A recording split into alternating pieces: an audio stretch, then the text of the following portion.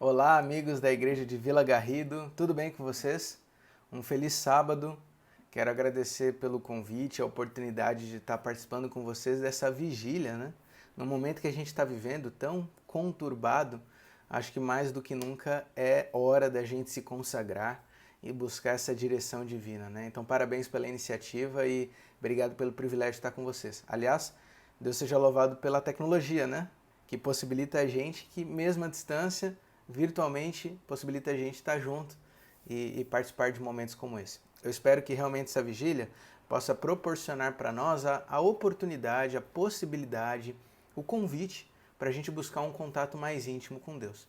E a reflexão que eu queria compartilhar com você hoje tem a ver justamente com isso. Quero compartilhar uma reflexão que Deus colocou no meu coração há algum tempo e essa meditação fez muito bem para mim e quero compartilhar contigo. Acho que tem tudo a ver com o que nós estamos vivendo em termos de missão, com o momento que a gente está vivendo e eu espero que possa falar ao teu coração.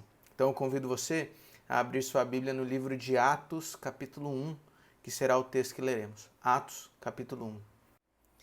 E antes de lermos o texto em si, eu queria convidar você então a fechar seus olhos para nós fazermos uma oração pedindo a condução divina nesse momento.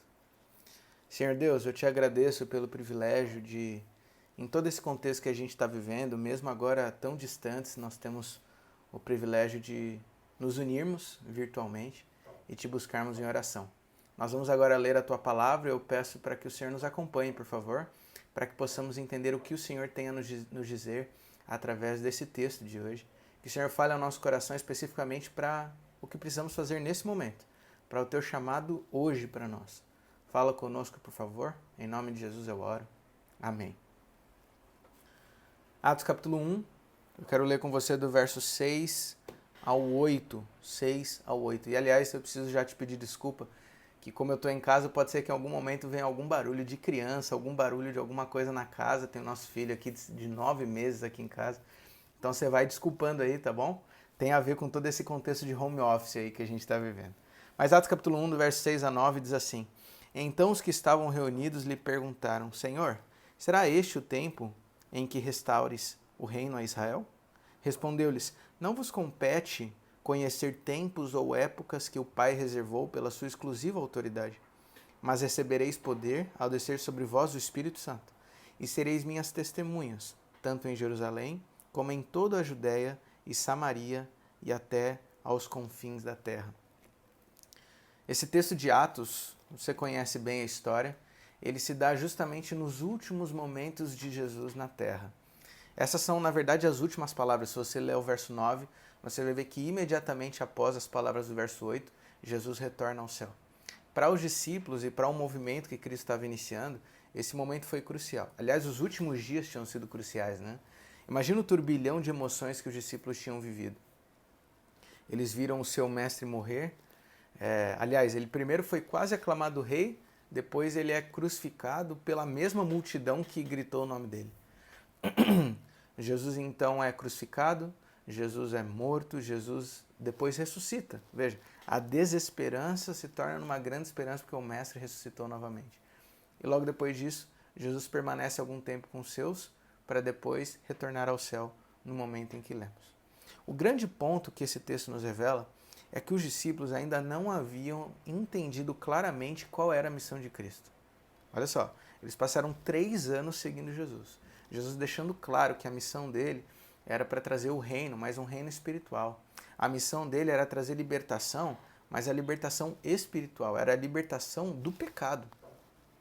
Mas assim como os judeus de maneira geral, os discípulos ainda esperavam um libertador político, mesmo nesses últimos dias. A pergunta dos discípulos ela revela muito isso. Senhor, Jesus, é agora o tempo de restaurar o reino a Israel?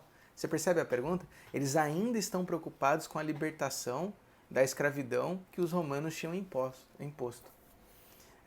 Eu fico imaginando a frustração de Jesus ao ouvir essa palavra, né? Imagina, puxa vida, ensinei 3 anos, falei claramente que o que eu tenho a oferecer é muito mais do que uma libertação política. E agora, nos últimos dias, o pensamento ainda é esse. A resposta de Jesus é curta e grossa e revela justamente esse desgosto. Jesus fala, o tempo não compete a vocês. O tempo não é um assunto que vocês têm que se preocupar. se preocupem apenas em cumprir o que eu falei. O tempo compete a mim. Jesus então diz que eles deveriam se preparar, eles deveriam se ajuntar e buscar o recebimento do poder. Essa de fato deveria ser a preocupação deles. Veja, os discípulos chegaram para Jesus e tentaram como que dar um empurrãozinho. E aí, Jesus, o que falta? Agora é a hora do reino? Jesus, é agora que o Senhor vai virar o grande rei? Quer dizer, o Senhor ressuscitou. Esse é o momento de chamar todo mundo e trazer a libertação, de trazer a revolução. E Jesus fala, não, minha missão não é essa. Vocês não entenderam nada. A minha missão não é essa. Esperem pelo poder e então saiam pregando o reino e o evangelho. E logo depois disso, Jesus foi embora. Imagina a reação dos discípulos. Se Jesus ficou frustrado, os discípulos, depois de verem Jesus indo embora, a gente pode imaginar um sentimento de confusão, de incompreensão, até de uma certa frustração, porque não era o que eles esperavam. Talvez de alguma forma os discípulos ficaram ali perdidos com o que aconteceria na sequência. O ponto de Jesus é, vocês têm uma missão grandiosa. Vocês têm que levar o evangelho, a mensagem do reino, não apenas para Jerusalém, que é a nossa base, digamos assim, mas vocês têm que levar até os confins da terra. O mundo inteiro precisa ouvir a mensagem que eu ensinei a vocês nesses últimos 3 anos. A missão era audaciosa, a missão era grandiosa, mas Jesus deixou claro que faltava uma coisa. Faltava poder. Vocês foram treinados por mim, Jesus diz. Vocês foram preparados por mim por 3 anos, mas ainda falta uma coisa. Ainda falta poder. Interessante isso, né? O que é o poder? E aqui eu paro por um momento para fazer a pergunta mais importante para a reflexão de hoje. E a nossa igreja? Será que nós também já recebemos poder? E a igreja de Vila Garrido, pensando especificamente na situação nossa, o grupo aqui. Será que nós já recebemos poder? Será que a gente pode bater no peito e dizer, nós já recebemos o poder de Cristo? Essa é a pergunta que vai ficar no nosso coração ao longo de toda essa reflexão.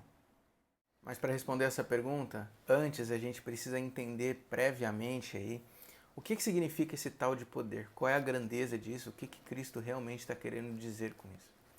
Se nós formos ao dicionário, nós vamos encontrar ali uma vasta definição, uma vasta possibilidade de definições do que seria esse poder.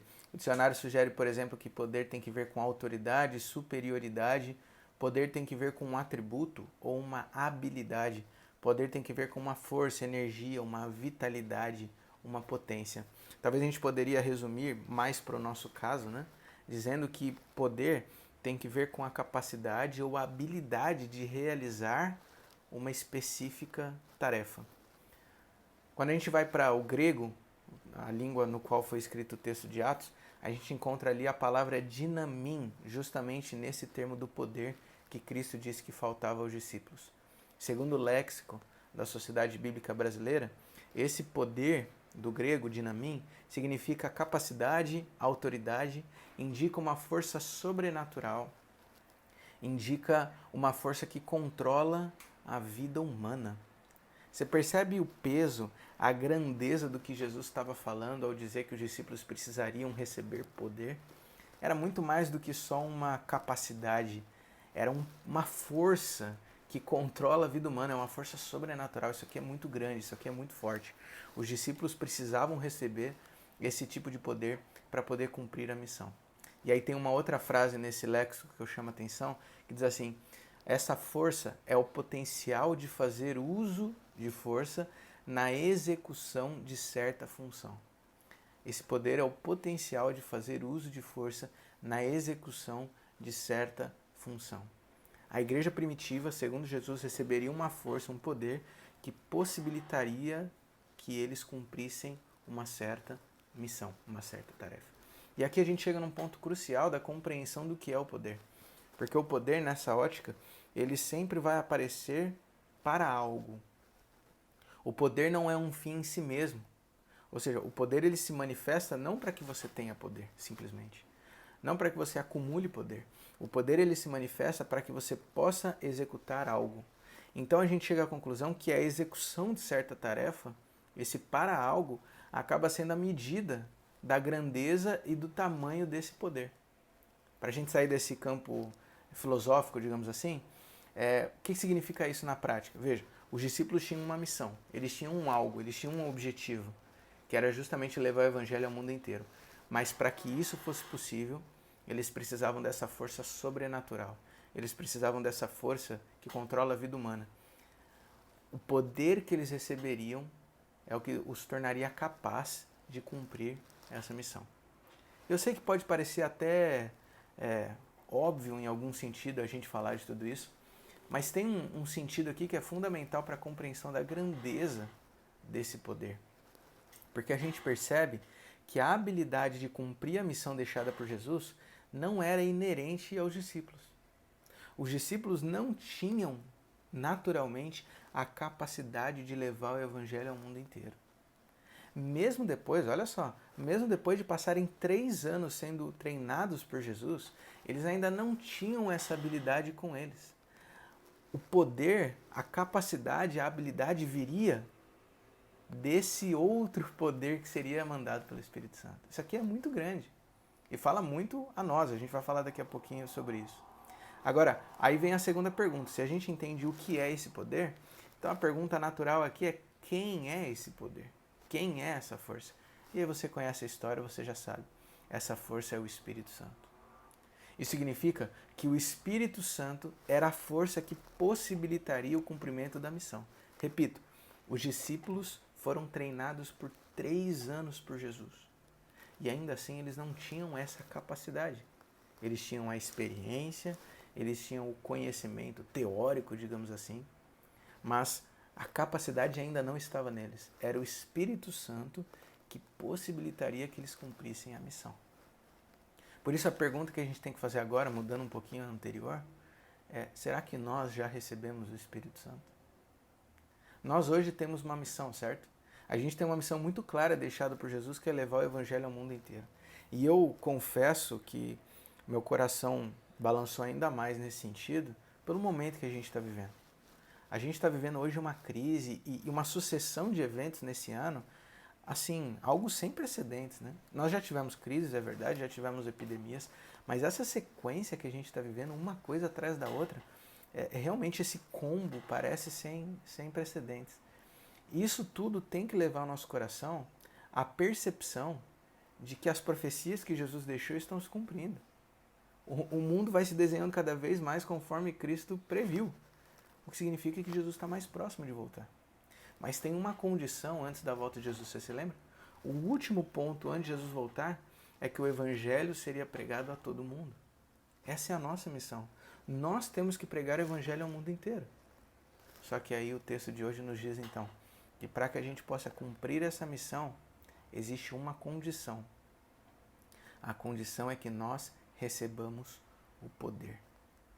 Sem o poder, a gente não consegue cumprir a missão que Cristo nos deixou.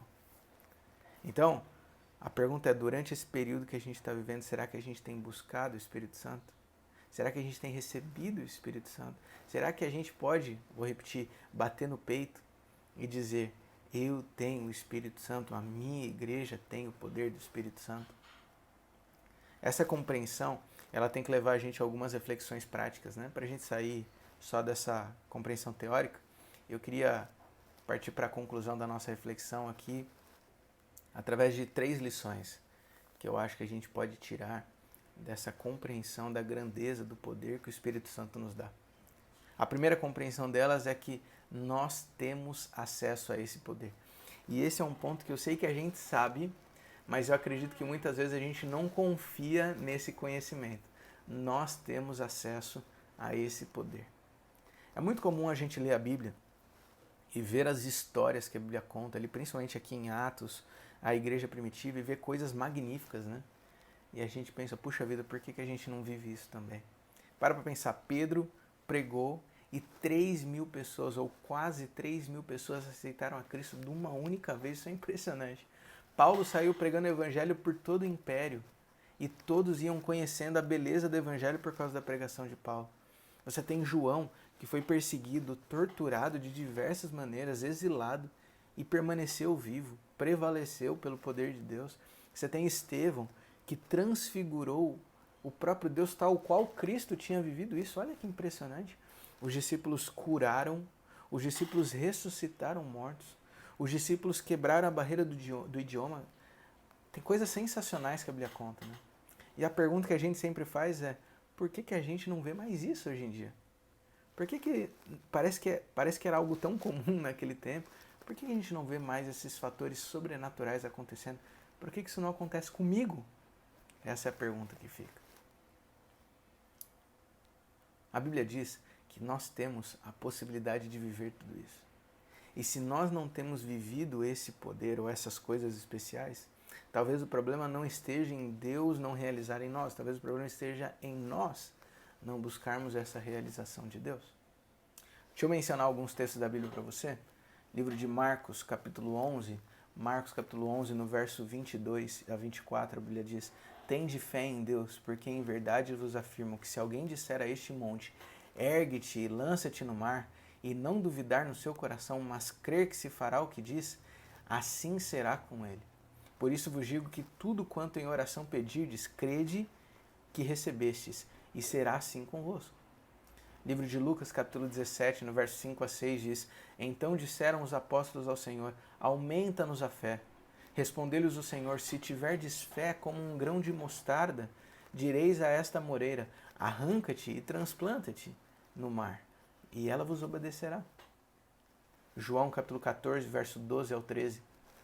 Em verdade lhes digo, que aquele que crê em mim fará também as obras que eu faço, e outras maiores fará, porque eu vou para junto do Pai, e tudo o que vocês pedirem em meu nome, isso farei.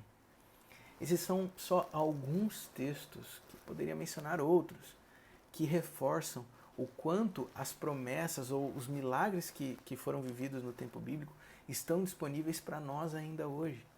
Cristo está à disposição para nos dar esse mesmo poder. O mesmo poder que apareceu como línguas de fogo na cabeça dos discípulos, como você conhece em Atos capítulo 2, ele está disponível para nós. Nós também temos acesso a essa força sobrenatural que move a vida humana, que nos dá a capacidade de fazer coisas incríveis. Nós temos acesso ao Espírito Santo. Essa é a primeira reflexão. Nós temos acesso a esse mesmo poder do Novo Testamento bíblico. O que nos leva à segunda reflexão, à segunda lição.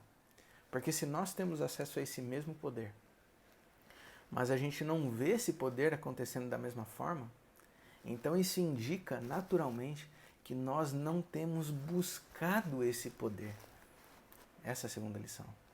O poder está disponível, mas a gente não tem buscado esse poder. Para pensar, em todo esse tempo que a gente está vivendo, quanto que a gente tem buscado do Espírito Santo? A gente está num momento aí ainda de reclusão e não reclusão ao mesmo tempo, quarentena e não quarentena ao mesmo tempo. A gente está num momento muito confuso, a coisa vai e volta. Isso deve proporcionar para a gente um tempo para refletir sobre a nossa espiritualidade, certo? Mas quanto das nossas orações têm sido dedicadas à busca do Espírito Santo? Pensa bem. Quanto das nossas orações têm sido dedicadas a receber esse poder? A gente tem orado constantemente para que Deus resolva a crise, para que Deus tire a gente desse contexto que a gente está vivendo. E claro, a gente deve orar pelo milagre, sem dúvida alguma. Eu mesmo oro por isso. Mas quanto da nossa oração tem sido também pelo Espírito Santo? Porque essa crise vai passar e vai vir outra. Esse problema vai passar e vai vir outro problema. A solução para o mundo não é a cura da crise. A solução para o mundo não é uma medida política. A solução para o mundo é a volta de Jesus. Nós cremos nisso. É isso que move a nossa fé. Mas quanto nós temos pedido de poder de Deus para que a gente possa levar o Evangelho e assim Cristo possa voltar. Tem um livro chamado The Missing Power, que fala justamente sobre essa falta do Espírito Santo em nós. Do autor brasileiro, pastor adventista, chamado Paulo Macena. E tem uma frase que me chama a atenção nesse livro, ele diz assim: eu acredito piamente no poder que o Espírito Santo tem e que não usamos. Deus tem poder. O Espírito Santo está disponível. Somos nós que não buscamos. Chegamos então à terceira reflexão. Ok, se o poder está acessível e nós não buscamos poder, o que a gente faz então? Bom, a gente tem que mudar essa realidade. E como que a gente muda isso? A terceira lição é que a mudança tem que começar por nós. Veja, os discípulos, a Bíblia diz que passaram 10 dias concentrados, orando para receber o Espírito Santo. Sabe um ponto interessante que a história revela para nós? Os discípulos não sabiam exatamente o que seria o tal do Espírito Santo.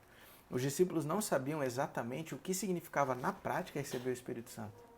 Ainda assim eles buscaram, com a certeza de que quando chegasse, eles saberiam que chegou. Só que a Bíblia diz que eles tiveram que se reunir e passar 10 dias orando. Mas como que eles tomaram essa decisão? Veja, os discípulos não passaram 10 dias orando porque a comissão da igreja votou que era para fazer isso. Os discípulos não passaram 10 dias orando porque a igreja deu uma ordem, a instituição soltou uma nota dizendo que era para se reunir e orar. Não foi por isso, não havia tudo isso naquele tempo. Sabe por que os discípulos se reuniram para orar? Porque pessoas tomaram a decisão de buscar o Espírito Santo incessantemente até recebê-lo. A mudança começa por mim. Igrejas são pessoas. Eu sou a igreja. Portanto, a mudança sou eu que tenho que fazer. A tua igreja tem recebido o Espírito Santo? Se não, se você ainda não vê tudo isso, a mudança começa por mim. Será que eu tenho buscado o Espírito Santo? O poder está acessível a nós. É só pedir e a gente recebe. Tem uma outra diferença, ou tem uma diferença aqui relacionada àquele tempo de Atos, para a nossa realidade de hoje com relação ao poder, que é importante a gente ter em mente. Os discípulos pediam para que o poder viesse. Jesus disse que enviaria o Espírito Santo, ou seja, o Espírito Santo ainda não estava. Ele seria enviado quando Cristo chegasse aos céus. Mas e hoje? Agora, em julho de 2020, a nossa situação é diferente, porque o Espírito Santo já está disponível. O Espírito Santo já foi enviado. Ele já está aqui. Nós já temos o poder. A nossa oração não deve ser para que Deus envie o poder. A nossa oração não deve ser para que Deus envie o Espírito Santo. Já foi enviado. A nossa oração deve ser para que nós possamos receber o poder. A nossa oração deve ser para que nós possamos ter o Espírito Santo em nós. Não só conosco, mas em nós. Essa é a oração. Você percebe a diferença? Nós não buscamos uma força distante. Nós não buscamos uma força desconhecida ou uma força ainda não existente. Nós buscamos algo que já foi dado e está à disposição a todo aquele que busca. Se nós não temos manifestado o Espírito Santo, não é porque não chegou o tempo, é porque nós não estamos buscando. Eu repito, vivemos dias sem precedentes, o que indica uma esperança. No meio desse caos que a gente tem vivido, isso indica uma esperança. Jesus está voltando. Será que nós estamos recebendo o poder para nos preparar e preparar o máximo possível de pessoas para receber esse dia? Tem você recebido o poder? Feche seus olhos. Quero orar contigo. Senhor Jesus, eu te agradeço pelo privilégio de sabermos que mesmo em meio às nossas faltas, nossas falhas, nós temos acesso a esse poder espetacular, a esse poder sobrenatural. Eu te peço que o Senhor nos ajude a vivermos isso. Nós sabemos que o Espírito Santo já foi derramado, o poder já foi concedido, por isso hoje tudo o que precisamos fazer é nos certificar de que Ele habita em nós. Meu Deus, eu oro nesse momento em especial pela igreja de Vila Garrido, para que eles possam receber a tua unção de fato. Pelas pessoas, não a igreja, a estrutura em si, mas que as pessoas de Vila Garrido possam ser ungidas por ti, possam ter a convicção de que o Senhor está disponível, para que o Senhor não esteja apenas conosco, mas que o Senhor esteja em nós. Que esse poder sobrenatural que nos move a viver a missão possa agora se manifestar e transbordar em nossa vida, e que nós possamos ser instrumentos em tuas mãos. Em nome de Jesus eu oro. Amém.